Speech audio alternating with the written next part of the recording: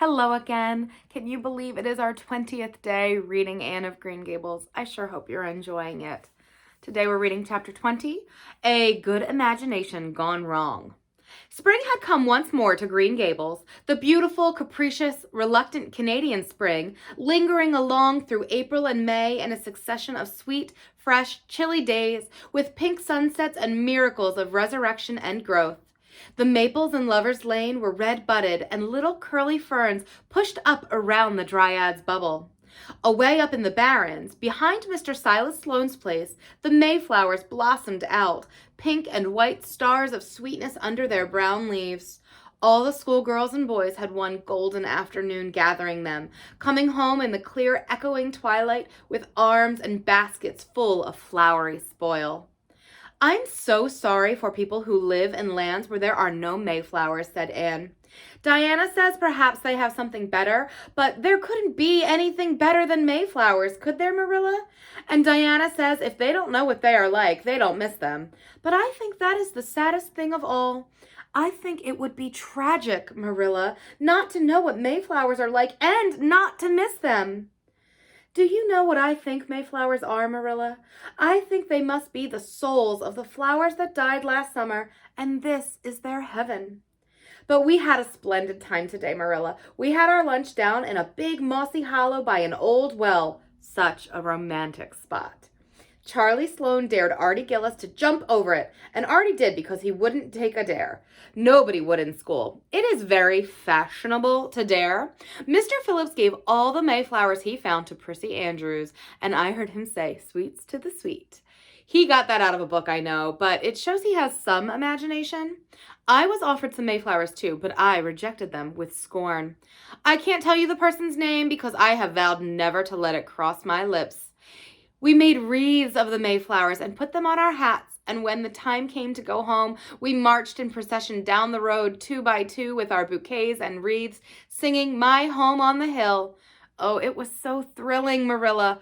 All Mr. Silas Sloane's folks rushed out to see us, and everybody we met on the road stopped and stared after us. We made a real sensation." "Not much wonder. Such silly doings," was Marilla's response. After the mayflowers came the violets, and Violet Vale was empurpled with them. Anne walked through it on her way to school with reverent steps and worshiping eyes, as if she trod on holy ground. "Somehow," she told Diana, "when I'm going through here, I don't really care whether anybody gets ahead of me in class or not. But when I'm up in school, it's all different, and I care as much as ever. There's such a lot of different Annes in me. I sometimes think that is why I'm such a troublesome person. If it was just the one Anne, it would be ever so much more comfortable, but then it wouldn't be half so interesting." One June evening, when the orchards were pink blossomed again, when the frogs were singing silvery sweet in the marshes about the head of the Lake of Shining Waters, and the air was full of the savor of clover fields and balsamic fir woods, Anne was sitting by her gable window. She had been studying her lessons, but it had grown too dark to see the book, so she had fallen into wide-eyed reverie, looking out past the boughs of the Snow Queen, once more bestarred with its tufts of blossom. In all essential respects, the little gable chamber was unchanged. The walls were as white, the pincushion as hard, the chairs as stiffly and yellowly upright as ever. Yet the whole character of the room was altered. It was full of a new, vital, pulsing personality that seemed to pervade it, and to be quite independent of schoolgirl books and dresses and ribbons, and even of the cracked blue jug full of apple blossoms on the table. It was as if all the dreams, sleeping and waking, of its vivid occupant had taken a visible, although immaterial, form and had tapestried the bare room with splendid, filmy tissues of rainbow and moonshine. Presently, Marilla came briskly in with some of Anne's freshly ironed school aprons. She hung them over a chair and sat down with a short sigh. She had had one of her headaches that afternoon, and although the pain had gone, she felt weak and tuckered out, as she expressed it. Anne looked at her with eyes limpid with sympathy. "I do truly wish I could have had the headache in your place, Marilla. I would have endured it joyfully for your sake." I guess you did your part in attending to the work and letting me rest, said Marilla. You seem to have got on fairly well and made fewer mistakes than usual. Of course, it wasn't exactly necessary to starch Matthew's handkerchiefs, and most people, when they put a pie in the oven to warm up for dinner, take it out and eat it when it gets hot instead of leaving it to be burned to a crisp. But that doesn't seem to be your way, evidently. Headaches always left Marilla somewhat sarcastic. Oh, I'm so sorry, said Anne penitently. I never thought about that pie from the moment I put it into the oven till now, although I felt instinctively that there was something missing on the dinner table. I was firmly resolved when you left me in charge this morning not to imagine anything, but to keep my thoughts on facts. I did pretty well until I put the pie in, and then an irresistible temptation came to me to imagine I was an enchanted princess, shut up in a lonely tower with a handsome knight riding to my rescue on a coal-black steed. So that is how I came to forget the pie. I didn't know I starched the handkerchiefs. All the time I was ironing, I was trying to think of a name for the new island Diana and I had discovered up in the brook. It's the most ravishing spot, Marilla. There are 2 maple trees on it, and the brook flows right around it. At last, it struck me that it would be splendid to call it Victoria Island, because we found it on the Queen's birthday. Both Diana and I are very loyal. But I'm very sorry about the pie and the handkerchiefs. I wanted to be extra good today because it's an anniversary.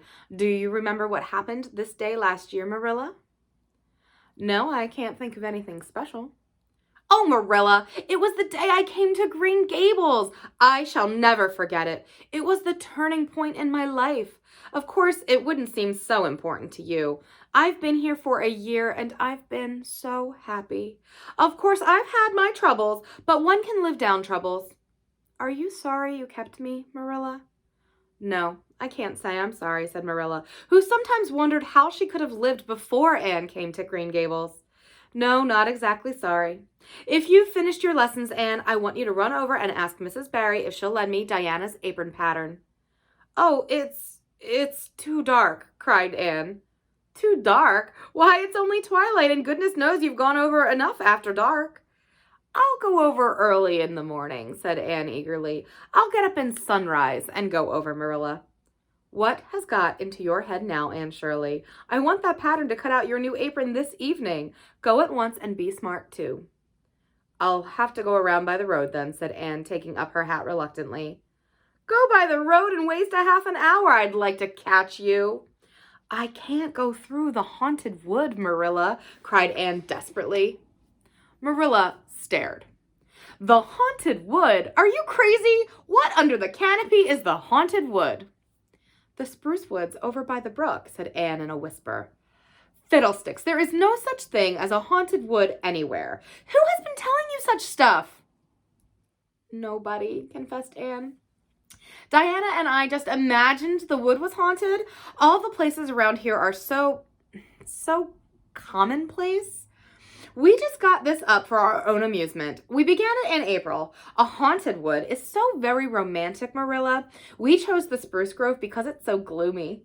Oh, we have imagined the most harrowing things. There's a white lady walks along the brook just about this time of night and wrings her hands and utters wailing cries. She appears when there is to be a death in the family. And the ghost of a little murdered child haunts the corner up by Idlewild. It creeps up behind you and lays its cold fingers on your hand. So. Oh, Marilla, it gives me just a shudder to think of it. There is a headless man stalks up and down the path, and skeletons glower at you between the boughs. Oh, Marilla, I wouldn't go through the haunted wood after dark now for anything. I'd be sure that white things would reach out from behind the trees and grab me. Did anyone ever hear the like? Ejaculated Marilla, who had listened in dumb amazement. Anne Shirley, do you mean to tell me you believe all that wicked nonsense of your own imagination? Not believe exactly, faltered Anne. At least I don't believe it in the daylight.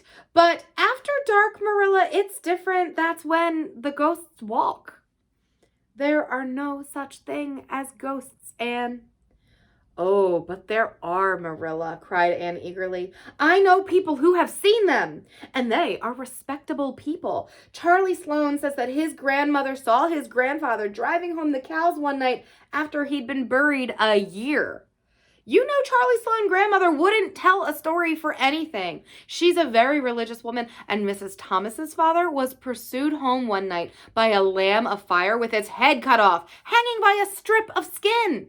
He said he knew it was the spirit of his brother and that it was a warning he would die within 9 days. He didn't, but he did die 2 years after, so you see, it really was true. And Ruby Gillis says, Anne Shirley, interrupted Marilla firmly, I never want to hear you talking in this fashion again. I've had my doubts about that imagination of yours right along, and if this is going to be the outcome of it, I won't countenance any such doings. You'll go right over to Barry's, and you'll go through that spruce grove just for a lesson and a warning to you, and never let me hear a word out of your head about haunted woods again. Anne might plead and cry as she liked, and did, for her terror was very real. Her imagination had run away with her, and she held the spruce grove in mortal dread after nightfall. But Marilla was inexorable. She marched the shrinking ghost seer down to the spring and ordered her to proceed straight away over the bridge and into the dusky retreats of wailing ladies and headless specters beyond. Oh, Marilla, how can you be so cruel? Sobbed Anne. What would you feel like if a white thing did snatch me up and carry me off? I'll risk it, said Marilla unfeelingly. You know, I always mean what I say. I'll cure you of imagining ghosts into places. March now. Anne marched. That is, she stumbled over the bridge and went shuddering up the horrible dim path beyond. Anne never forgot that walk. Bitterly did she repent the license she had given to her imagination. The goblins of her fancy lurked in every shadow about her, reaching out their cold, fleshless hands to grasp the terrified small girl who had called them into being. A white strip of birch bark blowing up from the hollow over the brown floor of the grove made her heart stand still. The long-drawn wail of 2 old boughs rubbing against each other brought out the perspiration in beads on her forehead. The swoop of bats in the darkness over her was as the wings of unearthly creatures. When she reached Mr. William Bell's field, she fled across it, as if pursued by an army of white things, and arrived at the Barry kitchen door so out of breath that she could hardly gasp out her request for the apron pattern. Diana was away, so that she had no excuse to linger. The dreadful return journey had to be faced.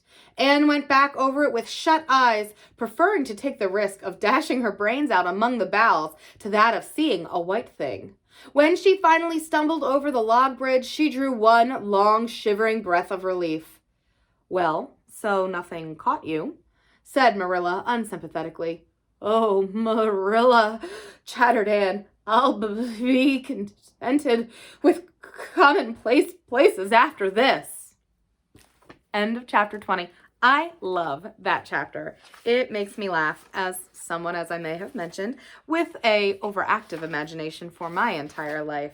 I think it's just so lovely, and I just love the descriptions of the flowers in the springtime. I think Lucy Maud Montgomery does such a beautiful job with it, and poor Gilbert, she can hold a grudge, that Anne. Thank you again for joining me. Please like this video, subscribe to Tredyffrin Township Libraries. You know my drill. Head over to Discord if you want to discuss it. And I will see you tomorrow for chapter 21. Thank you and have a wonderful day. Bye now.